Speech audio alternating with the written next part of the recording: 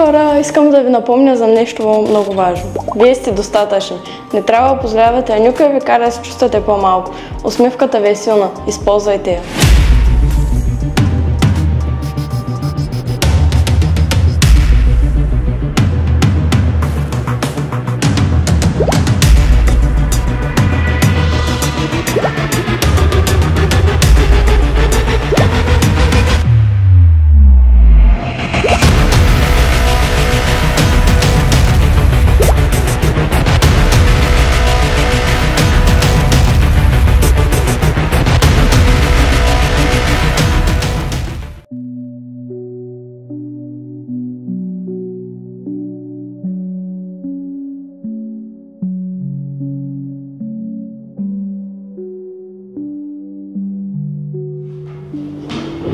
Гако, добре ли си?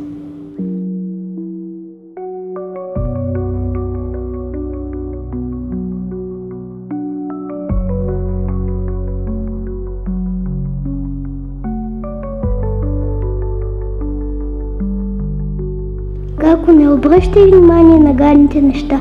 Аз много те харесвам. И мама казва, че когато правим добро, понякога лошите хора се ядосват. Но това не значи, че ние сме сбъркали. Ще се обадя на мама.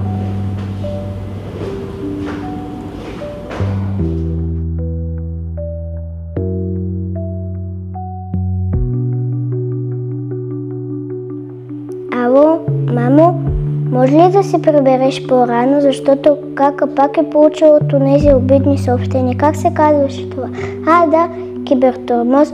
Може ли да се прибереш по-рано?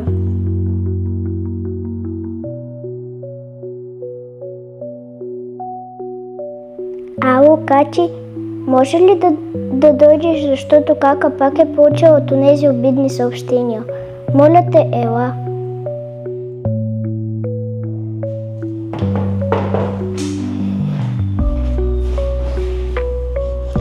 Еми, знам, че това, което се случи, беше много несправедливо и грубо. Но искам да знаеш, че не си сама. Те не знаят колко си силна и какъв добър човек си.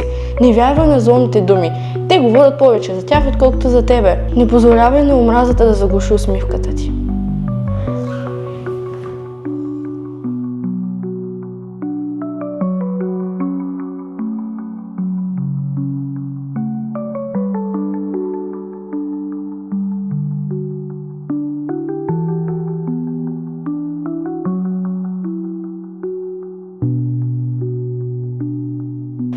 Глупачко.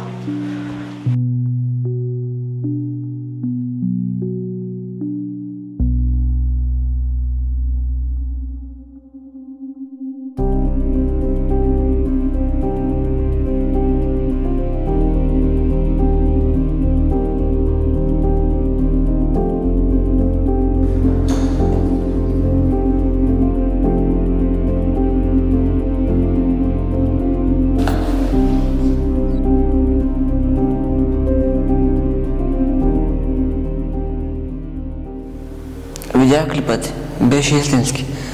Те просто няма с какво друго да се изразят, освен с фотографики. Да бе, лев си я кажеш, като не си снети в коридора. И на мен съм се смели. Миналата година. Помниш ли? Но тогава отидох при психолога. Първоначално помислих, че ще е тъпо. Оказа се, че е първият човек, който ме е слушал без да ме съди. Сигурен ли си, че има смисъл?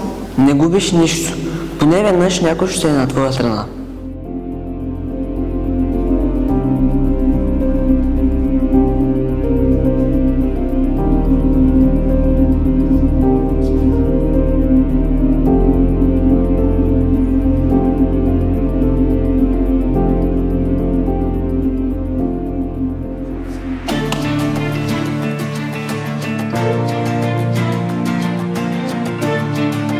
Заповядай.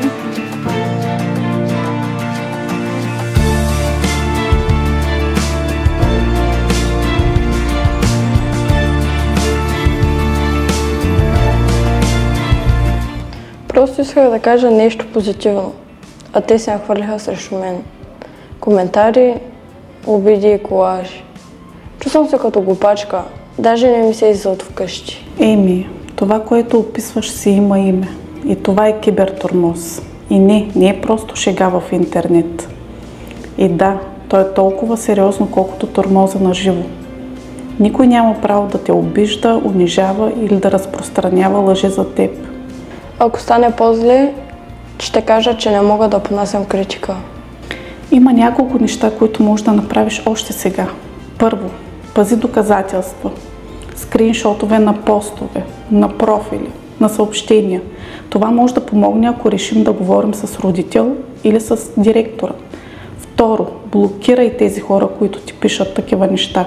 Във всяка една платформа има бутон репорт или мют. Така няма да получаваш повече съобщения от тях. И трето, репортваш ги, докладваш ги. Във всяка една социална мрежа има бутон репорт.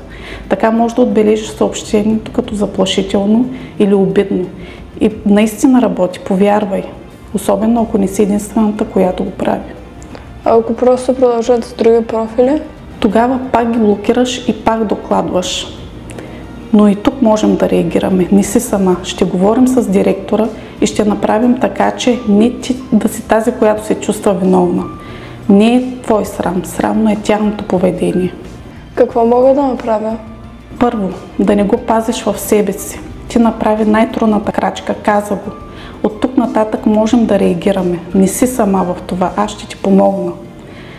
И факта, че си останала себе си въпреки всичко, те прави още по-силно, отколкото си мислиш. Преди ми казаха, че думите не могат да те ранят, но това не е вярно. Понякога точно думите оставят най-дълбоките белези, особено когато ги чувстваш всеки ден, дори когато сам в стаята си. Не се кри, не мълчи. Не е срамно да потърсиш помощ. Срамно е да нараняваш другите и да си мислиш, че няма последствия. Днес вече знам. Това, че съм себе си, не е слабост, то е сила. И тази сила никой не може да ми я вземе. Кибертурмозът е истински. Болката е истинска. Но това, което научих, е, че и подкрепата е истинска. Има хора, които ще те чуят. Ще ти повярват, ще ти помогнат.